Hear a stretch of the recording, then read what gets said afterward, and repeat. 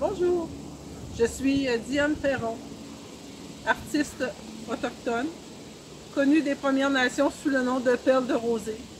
Donc, il m'a été attribué lors de nos premières rencontres.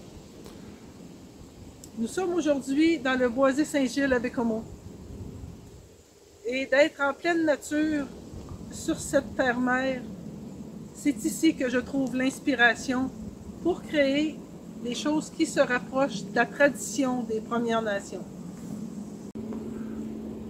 Depuis ma plus tendre enfance, je suis fascinée par les Premières Nations et j'ai eu l'opportunité, il y a plusieurs années, d'être initiée au rite autochtone par une chamane mohawk, d'où l'importance pour moi de la veste que je porte ce matin.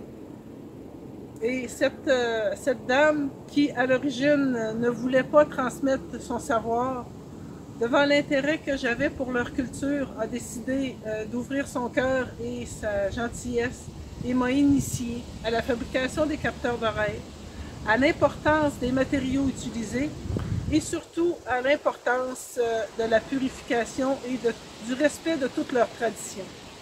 De sorte que tout ce que je fabrique maintenant est par effet de matériaux naturels que les Premières Nations me procurent et sont purifiés à la sauge pour respecter justement les traditions des Premières Nations. Vous avez certainement remarqué les plumes que je porte à la main. Ces plumes me servent à la purification. Je vous en parlais tout à l'heure. Il s'agit de prendre de la sauge, séchée de préférence puisqu'elle s'enflamme mieux.